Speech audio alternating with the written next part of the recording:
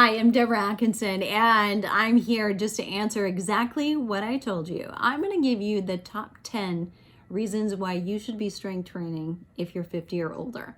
And spoiler alert, so I've given this top 10 list before, and I'm going to do it, oddly enough, in top 10 Letterman style. But why I'm doing it again as we finish this 2020 of a year and we move into 2021 is things have changed just a little bit.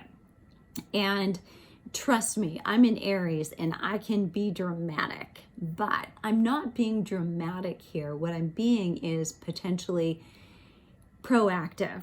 And I think we've all got to take into account what has really happened to us during this last 10 months.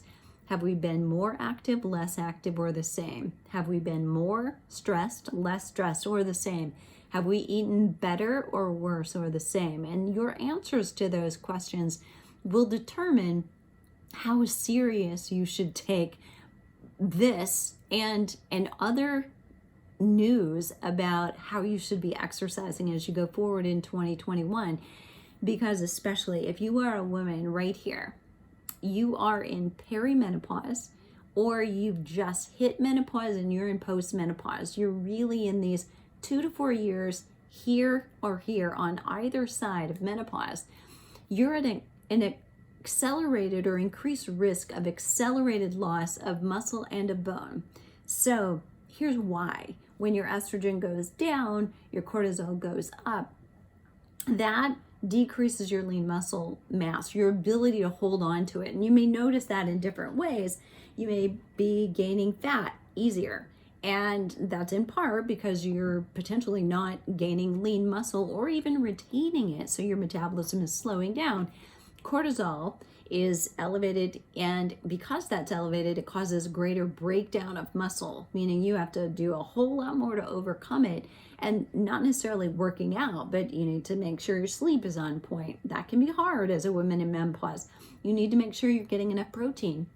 That can be hard as a woman who's in menopause, who was raised in this era of, the less protein I eat, there's less fat, fewer calories, and you're potentially not eating enough. So all of that factors in.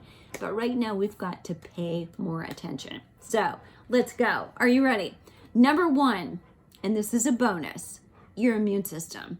So even in 2021, with the hope of the vaccine, and we'll get it soon enough, and that maybe you've heard people are getting it, but they're recovering. And if you're relaxing a little bit, don't forget, we need a strong immune system. There will be most likely variants on the strain that just came out. It's not over completely. So that hyper awareness you had is never going to be a bad thing. It's never going to be a disservice to you. Strength training will boost your immune system. Okay. Number 2, improve symptoms of anxiety and depression. How relative is that to this year? I will let you decide that. Number 3, or 2 in your bonus, if you don't count the bonus, is reduces arthritis pain. So whether that arthritis is rheumatoid arthritis, you've had it for a longer period of time, it's genetic, or it's osteoarthritis because you've had trauma to your joints, you've had prior injury, and or maybe you've done really high impact or hard work. Maybe you had to do something in construction on your knees. So I'm talking to both men and women, but it applies to anyone. If we strengthen the muscles surrounding those joints, the joints themselves will take less strain. So it is important that you're doing that to either offset or prevent arthritis pain.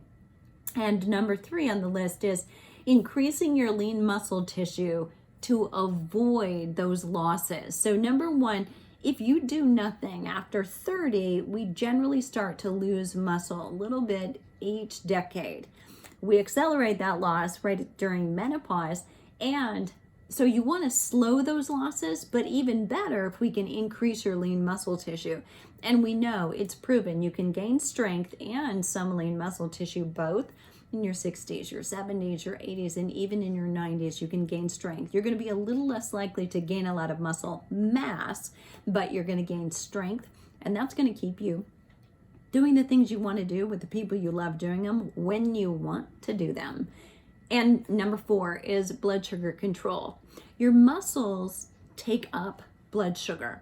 So the more muscle tissue you have, the more stable your blood sugar levels are. That all bodes very well for metabolism, your best body composition. Lower body fat, increase lean muscle. Simple. And your energy level, stable all day. None of this roller coastering. Number 5, you're going to enhance fat burning. And I'm talking about all day. So those of you out there who still think, oh, I've got to do my cardio, I've got to burn fat, you've got it backwards, sister. So if you want to burn fat, more fat by the end of the year in a leaner body that burns more fat while you're sitting here, you need to do strength training. If you're doing HIIT because it burns more fat, it's true. It burns more fat while you're doing it. But just for a few hours afterwards, that's also true. But compared to strength training, it is the number one during and more importantly, after you're done exercising, you're still burning fat for hours and even up to a day afterward. So 24 hours, in fact, is recorded as not all that unusual. So imagine if you do that 2 or 3 times a week. Very beneficial, right? For increasing your lean muscle tissue and burning fat all day long, faster than you would had you not done strength training. Number 6 is preventing bone density losses. Many of you know, probably you're becoming aware right now, you've got osteopenia, not going in the right direction, and or osteoporosis. Now, here's the spoiler alert, and I'm sorry to be the bearer of bad news, but a lot of us probably had that before we ever were tested and knew it. Now, it's time to start doing something about it. And the best thing you can do for young women in your lives who are 20 and in their 30s, maybe in their 40s, not yet aware yet that that's going to be a problem, get them lifting heavier weights. Get them while you're younger doing higher impact exercise like gymnastics and jump rope so that they're connecting with things, kicking things, dribbling basketballs, running on courts. Those types of activities will be fantastic for them later. You only have so much time to put bone in your bone bank before at about age 30 we start withdrawing from that too, unless we're careful. Bone density loss prevention. When you're 50, when you're 60, and you're 70, you're going to have a hard time adding bone. That window closed when you were about 30. But we can prevent losses, and that is almost as good as making gains. So if you were losing 1 to 3% without doing anything and you stop those losses, then you can definitely get to 100. All right, I'm going. Are you going? Okay. Next up is improving elimination. Nobody talks about it, but probably 70 to 80% of the women that I work with have some struggles with constipation, or seem to think that it's common, and it is, but think that that's normal to not go every day. And let me tell you, nobody wants to be physically active. Nobody feels their best when that's true for them. So regular elimination is better if you move on the outside, you move more on the inside, and everything is better. Everybody's happier. Next, posture improvement. You know what I'm talking about. That keyboard text neck, that's contemporary. But you also know what I mean if you catch yourself in the mirror, you catch yourself walking by the window, and you realize, oh my gosh, this, right? We need to get the shoulders down and back.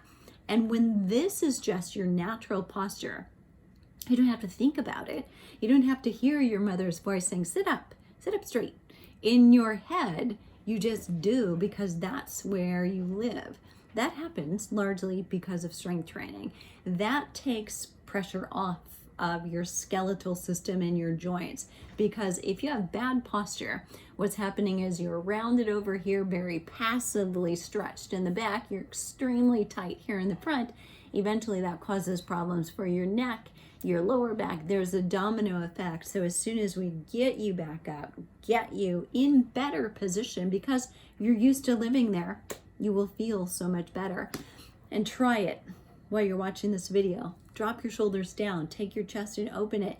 Don't you feel better? Like you could take a deeper breath? Yeah. Okay. Next, number 9 is reduce lower back pain occurrence and or the frequency and the intensity that you have lower back pain if you get it. The statistics in the US are that 80% of us will experience lower back pain in our lives. 80% of those of us that do get lower back pain have recurring back pain during the year, meaning you almost expect that it's going to happen again, that my back's going to go out, or, oh, I've got a bad back this weekend. And people just begin to say, oh, that's normal. It's not normal. It's common. But what you can do about that is strength training is one of the best ways. People tend to go to, I got to go to core work. I need a stronger core, and I've got to do back stretches. And that may be true. But quite often we just need overall strength, and you picking up weights and doing proper technique with strength training and doing that on a regular basis strengthens your core in front and in back the way that it should be. And you want to realize that between your shoulders and your knees, that is all your core. It's not just your belly or your abdominal muscles and your lower back muscles. It's all of it. And strength training, all your body, upper body, lower body, front, back, you name it, that will help your lower back pain. Either you'll prevent it, you won't have it as frequently, or you won't have it as intensely when you do. All good things.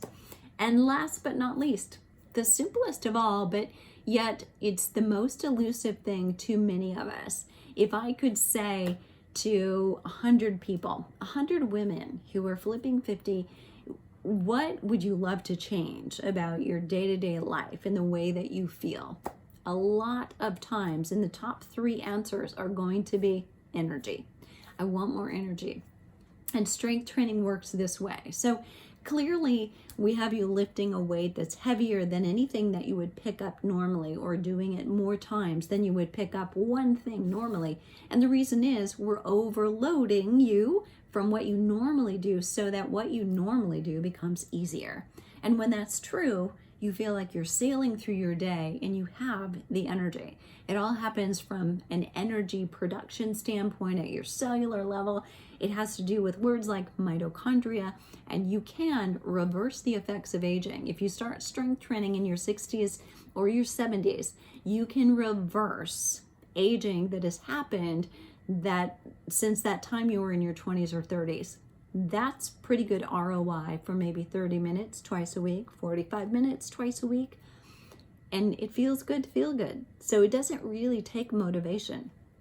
It just takes getting started and a tiny bit of discipline while you're doing it, because you can feel good while you're doing that first workout, and even while just after that one. You don't have to go to the point where you're so extremely sore that you can't sit down the next day. In fact, that's a lot of muscle tearing that potentially does more damage than good. There you have it. The top 10 reasons you should be strength training after 50 in 2021 and beyond. Remember, the bonus was your immune system. You still got it, girl.